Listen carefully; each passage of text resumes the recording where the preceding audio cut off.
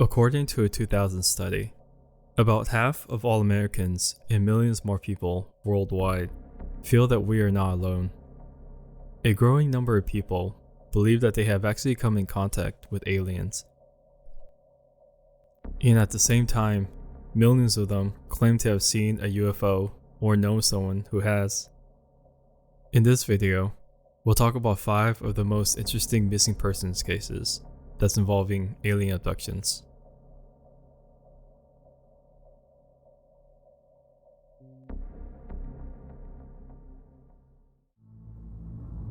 Granger Taylor.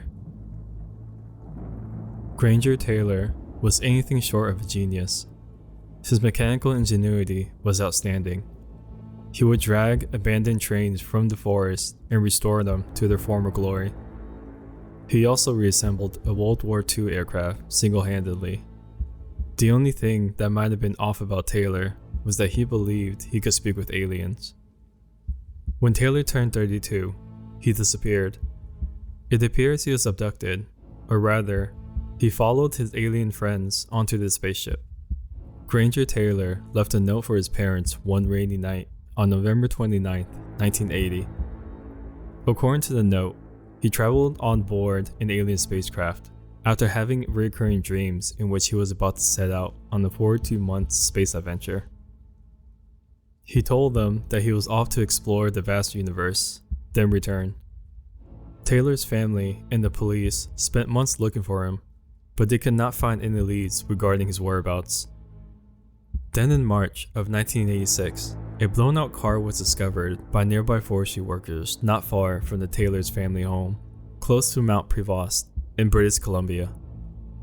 Taylor was familiar with dynamite, and on the night he vanished, some of it had disappeared from his parents' farm. Some bone fragments were also found around the site. So what happened to Taylor? Was he taken to space and captured by aliens? Did Taylor blow himself up that night as a result of delusions? Or was it a well-planned ruse Taylor concocted to enable him to vanish and begin a new life? Taylor had a hard time blending in with the small village on Vancouver Island. He was a reclusive oddball.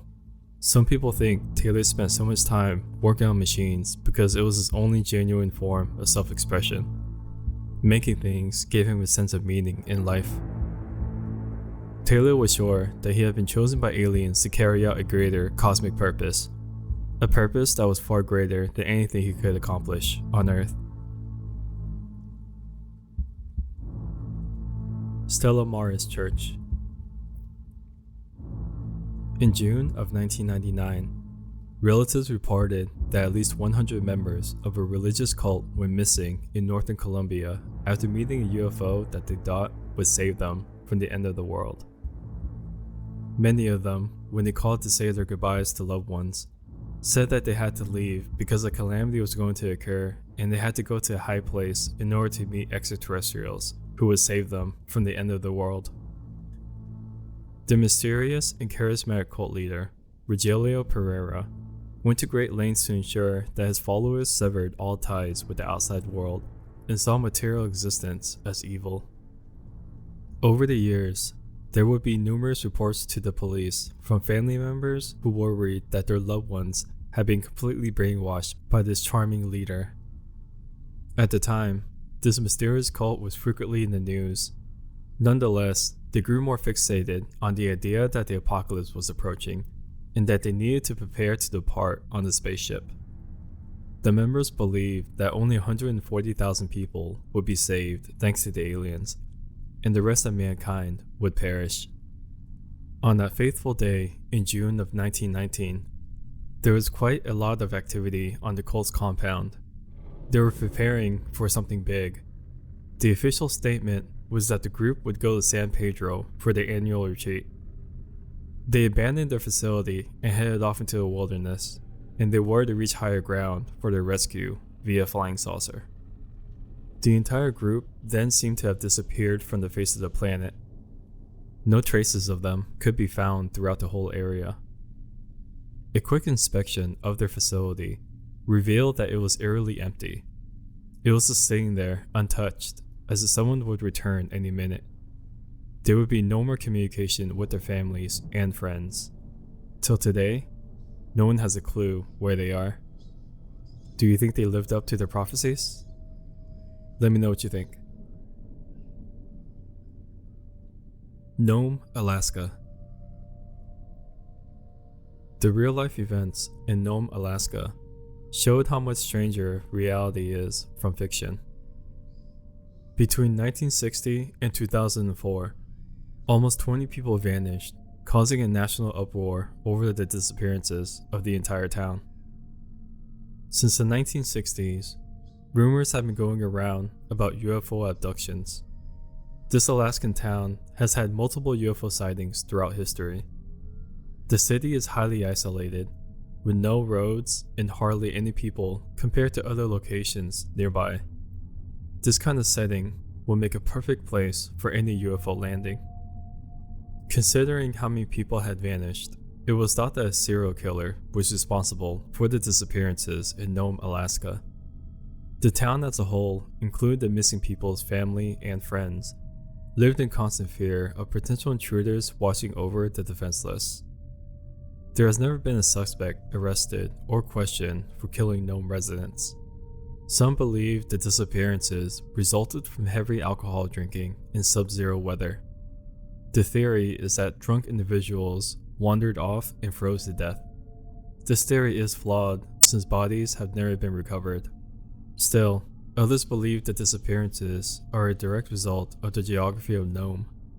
For those walking alone at night, it would not be difficult for someone to get confused and ultimately lost in the wilderness. After a heavy snowfall, it would be nearly impossible to pinpoint where somebody had disappeared. The alien abduction theory is still a favorite amongst some of the locals.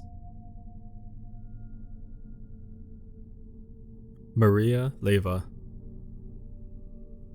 There's a woman who claimed that she has been regularly kidnapped by aliens while she slept, and that they had left strange bruises and punctures on her body. Maria Leiva stated that she was abducted by aliens and would go missing every night after going to sleep. The aliens would perform experiments on her and leave her injured. She said that the encounters began when she was just around 4 years old. Maria would say the following: "I would wake up with marks on my body, including scratches, bruises, fingerprints, and punctures in my flesh," she claimed. And this is how I could tell something had happened that night. She said she would receive telepathic messages between 2 and 4 in the morning, telling her to get up and go to the window because something was outside. I have witnessed 2 flying objects in the last 2 weeks, sometimes up to 3 in a single night. Maria claimed that the aliens frequently abandoned her in odd locations. Once, she had to take a cab to return back home.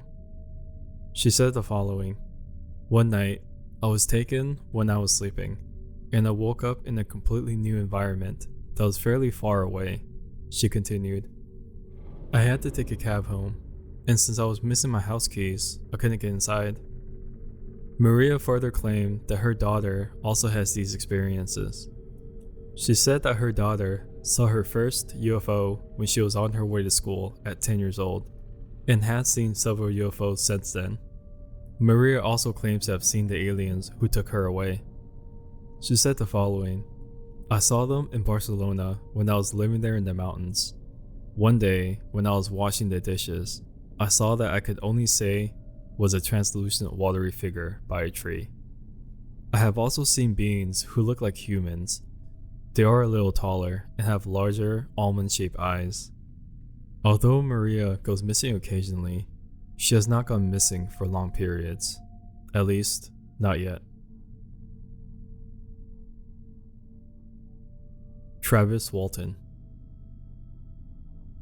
In 1975, 6 co-workers observed Travis Walton being struck by a UFO beam, one of the most thoroughly documented extraterrestrial abductions in history. Travis was absent for 5 days before coming back to share his ordeal. Travis Walton was working as a lumberjack in the Apache Sitgreaves National Forest.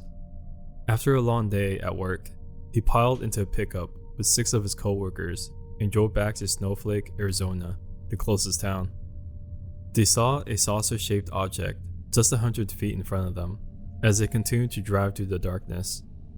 Travis argued with his friends before deciding to approach the UFO. He claims that a light beam struck him as he approached and caused him to pass out. His friends were terrified when they saw this and left him there.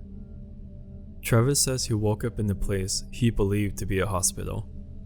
He turned to face the medical professionals treating him and saw that they were short, hairless, humanoid aliens.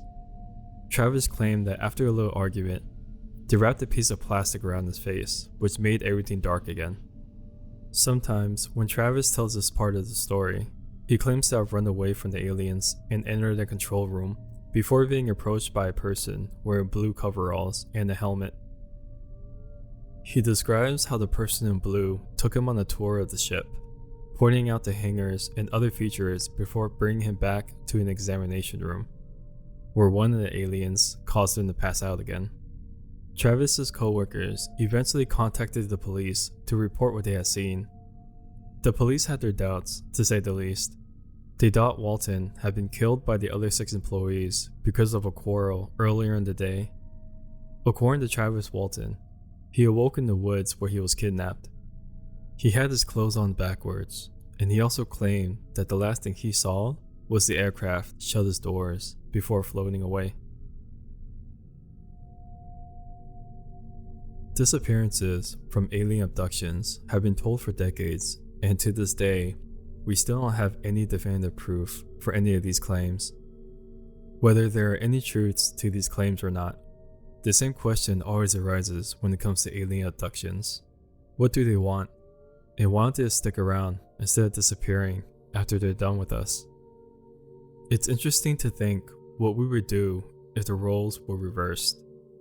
If we had the technology to travel to distant planets and saw alien life roaming about, will we abduct them and perform experiments too? What do you think? Thanks for watching our Late Night Top 5 channel. We're a new channel and would love to have your support by subscribing, liking, or simply dropping a comment down below. To watch more interesting late night videos, click the links to continue watching more.